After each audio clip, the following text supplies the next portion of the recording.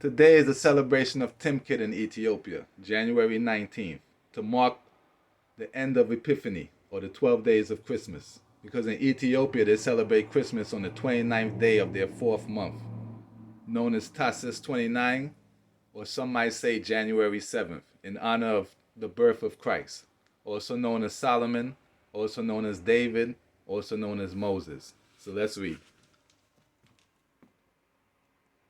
Once I have sworn in my holiness to David I would not tell lies.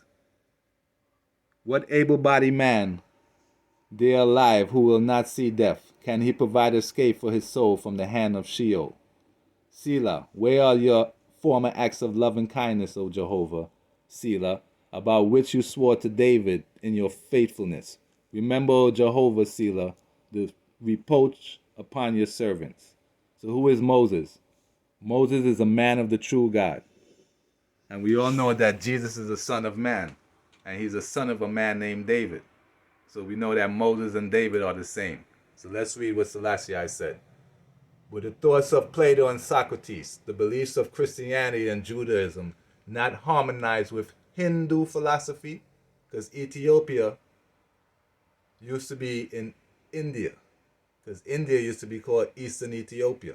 So were yoga in its various stages not expected to Western thought? Had Western religion and philosophy not been exposed to the philosophy and religion of the East, how much the poorer would human thoughts have been? In other words, the West needs the East because that's where life started. And if it wasn't for the East, they wouldn't have the ability to change history. So let's read. Listen.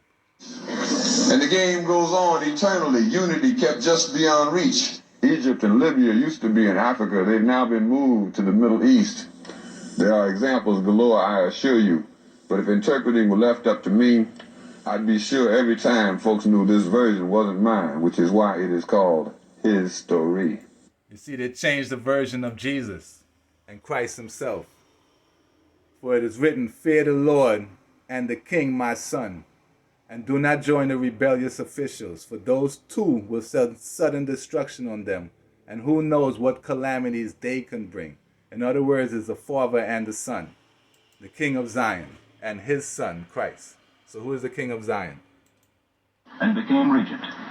He became emperor on November 2nd, 1930, and was crowned Haile Selassie I, King of Kings, King of Zion, conquering lion of the seed of Judah.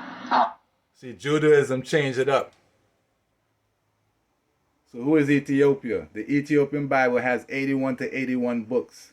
81 to 88 books compared to 66 in the translated, edited, repainted King James Version.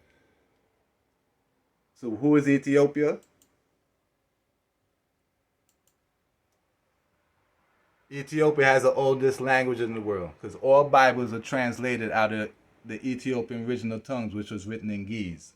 And the Ge'ez language is considered the father language, spoken in Ethiopia and Eritrea. The Ge'ez language is considered even older than the Hebrew language. So what is happening today in Ethiopia on the 19th? Timkit. For the Ethiopian Orthodox Christianity. And it is when John the Baptist baptized Christ. So when was Christ born? Obviously, during the winter. So what does it say about Jesus? Who is below the angels. So according to Bible research, it's reasonable to believe that Jesus was born in spring-like weather. Or they would say Jesus was not born in the winter season. So if Jesus was not born in the winter season and in a warmer season, he's obviously not Christ. Because the real Christmas is celebrated in winter, in January 7th, in Ethiopia. That's why Jesus himself would say in Mark 12, while teaching in the temple, he asks, why do the teachers of the law say that the Messiah is the son of David, when David himself says, the Lord said to my Lord, sit at my right hand until I put your enemies under your feet. David himself calls him Lord. How then can he be his son? In other words, how can I, Jesus, be the son of David and be David at the same time? So as God said, my covenant will I not break nor alter the things that is going out of my lips. Once I have sworn by my holiness that I will not lie unto David. His seed shall endure forever, and his throne as the sun before me. It shall be established forever. In other words, it could never be the throne of Jesus, because it is David's throne forever.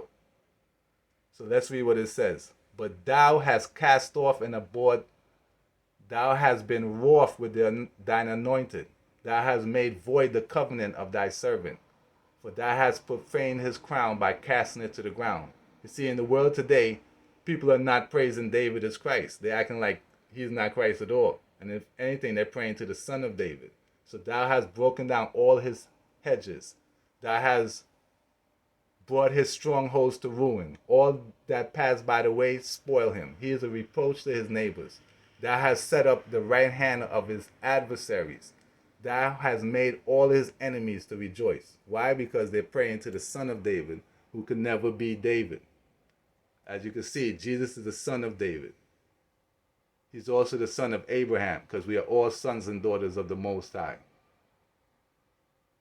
So right now we need to get it together, because time is ticking. Jagai. We have been Christians for ages since before, never heard of Jesus Christ. Rusting and richness, burn to a grace, burn to a grace. Sanskrit of abundance, Mesopotamia of abundance, Hindu Kush of abundance.